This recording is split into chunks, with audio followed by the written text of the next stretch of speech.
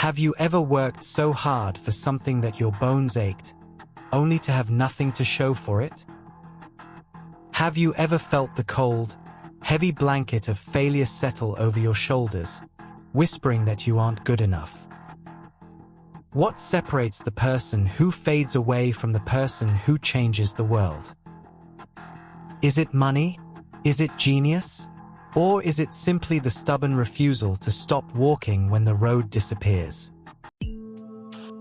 You are welcome to Silent True Lessons, an educational storytelling channel that teaches English and life lessons through relatable, inspirational, and motivational stories.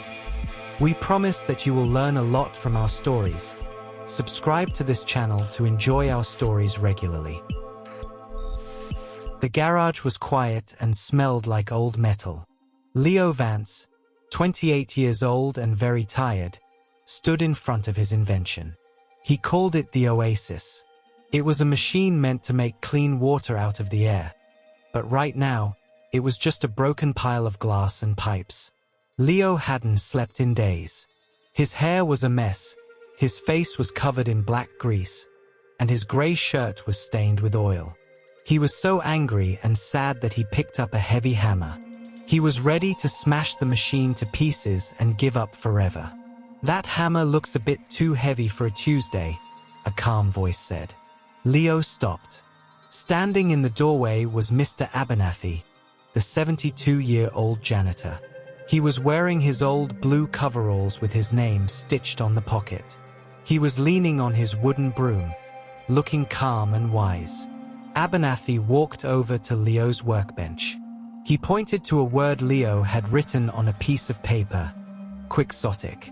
"Do you know what that means, son?" Abernathy asked. Leo sighed. "It means I'm a fool. It means I'm chasing a dream that isn't real." "No," the old man said with a small smile. "It means you have a dream so big that other people think you're crazy, until you win. But even a dreamer needs to check the plumbing." Leo was annoyed. "I've checked everything. I checked the computers and the big pumps. The science is right, but the water won't flow." Abernathy didn't say a word. He slowly and painfully sat down on the hard, dirty concrete floor. Then, he lay flat on his back and looked up into the bottom of the machine. "What are you doing down there?"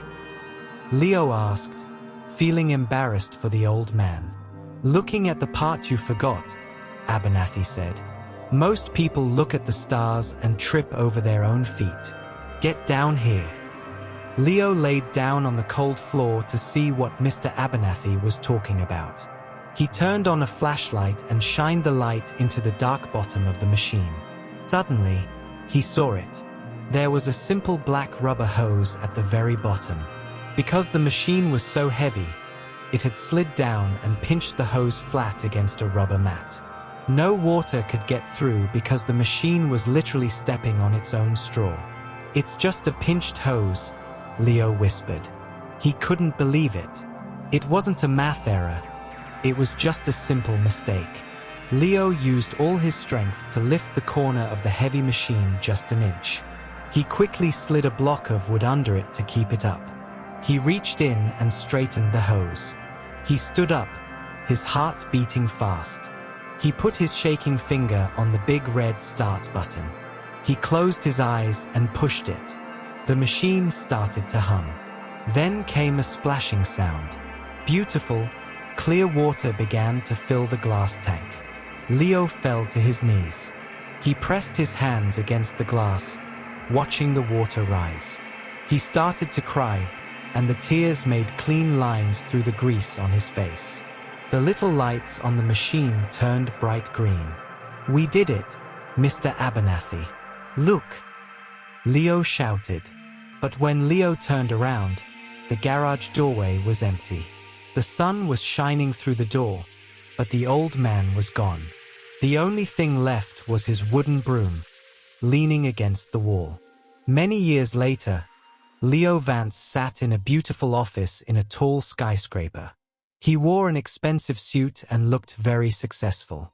In the corner of his fancy office, he kept the old, greasy Oasis machine on a special stand. Next to it was a sign that said, Quixotic Global Water. Leo looked at the old machine and smiled. He never forgot the most important lesson. No matter how big your dream is, always remember to check the floor. Here are some true life lessons from this story. 1. Look from a new angle. Leo was stuck because he kept looking at his problem from the same position, standing up.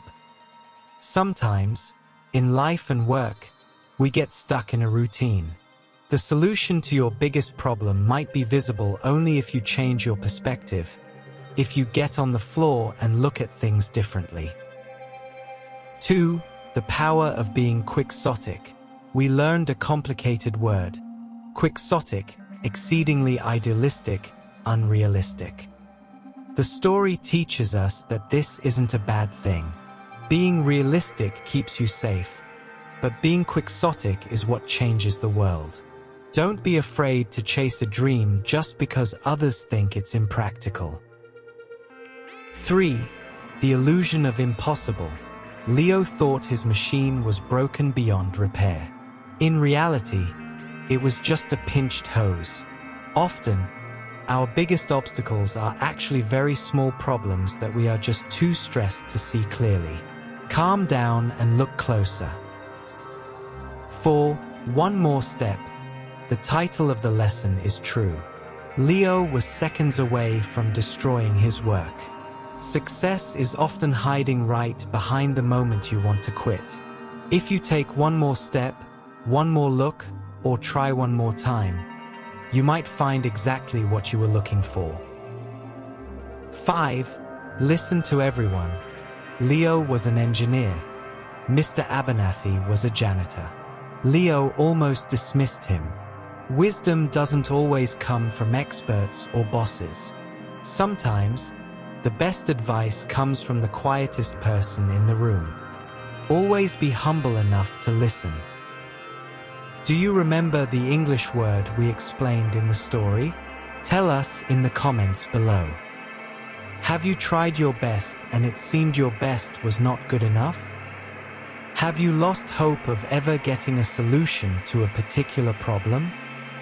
Have you almost used your own hands to destroy what took you a long time to build? Share your experience with us in the comments also.